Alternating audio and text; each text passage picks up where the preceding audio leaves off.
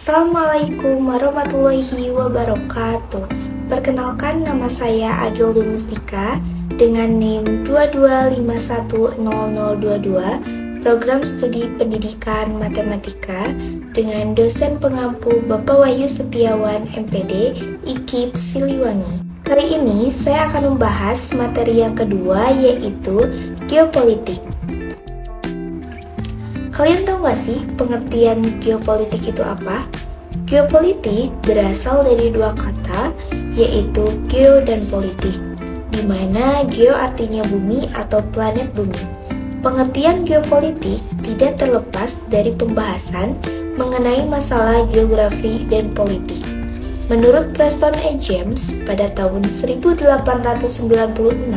sampai 1986, geografi mempersoalkan tata ruang, yaitu sistem dalam hal menempati suatu ruang di permukaan bumi. Dalam studi hubungan internasional, geopolitik merupakan suatu kajian yang melihat masalah atau hubungan internasional dari sudut pandang ruang atau geosentrik. Geopolitik mempunyai 4 unsur pembangun. Yang pertama ada keadaan geografis, yang kedua politik dan strategi, yang ketiga hubungan timbal balik antara geografi dan politik, dan yang keempat unsur kebijaksanaan. Geopolitik dibutuhkan oleh setiap negara di dunia untuk memperkuat posisinya terhadap negara lain, untuk memperoleh kedudukan yang penting di antara masyarakat bangsa-bangsa, atau secara lebih tegas lagi, untuk menempatkan diri pada posisi yang sejajar di antara negara-negara raksasa. Peranan-peranan geopolitik ada 6. Yang pertama, berusaha menghubungkan kekuasaan negara dengan potensi alam yang tersedia. Yang kedua, menghubungkan kebijaksanaan suatu pemerintahan dengan situasi dan kondisi alam. Yang ketiga, menentukan bentuk dan corak politik luar dan dalam negeri. Yang keempat, menggariskan pokok-pokok haluan negara, misalnya pembangunan. Yang kelima, berusaha untuk meningkatkan posisi dan kedudukan suatu negara berdasarkan teori negara sebagai organisme dan teori-teori geopolitik lainnya. Dan yang keenam yaitu membenarkan tindakan-tindakan ekspansi yang dijalankan oleh suatu negara.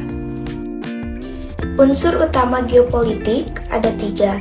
Yang pertama, konsepsi ruang yang diperkenalkan oleh Karl Haushofer pada tahun 1869 sampai 1946. Yang kedua, konsepsi frontier atau batas imajiner dari dua negara. Dan yang ketiga, konsepsi politik kekuatan yang terkait dengan kepentingan nasional. Saya akan membahas yang pertama, yaitu konsepsi ruang yang diperkenalkan oleh Karl Haushofer pada tahun 1869 sampai 1946, menyimpulkan bahwa ruang merupakan wadah dinamika politik dan militer. Teori ini disebut pula teori kombinasi ruang dan kekuatan. Yang kedua yaitu konsepsi frontier atau batas imajiner dari dua negara, yang meliputi identitas dan karakter budaya masyarakat maupun dalam konteks penggunaan bahasa dan capaian teknologi yang digunakan di antara dua negara. Yang ketiga yaitu konsepsi politik kekuatan yang terkait dengan kepentingan nasional, yaitu daya dukungan ketahanan bangsa, semangat persatuan dan kesatuan, kesamaan latar belakang sejarah, dan dukungan kekuatan militer. Geopolitik Indonesia. Geopolitik Indonesia tiada lain adalah wawasan Nusantara. Wawasan Nusantara tidak mengandung unsur-unsur ekspansionisme maupun kekerasan cara pandang bangsa Indonesia tentang diri dan lingkungannya.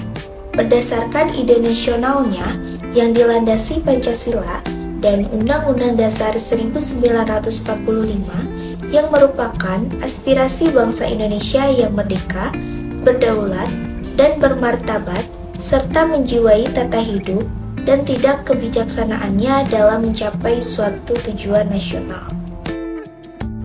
Konsepsi dasar ketahanan nasional. Model Astagatra merupakan perangkat hubungan bidang kehidupan manusia dan budaya yang berlangsung di atas bumi dengan memanfaatkan segala kekayaan alam. Terdiri 8 aspek kehidupan nasional.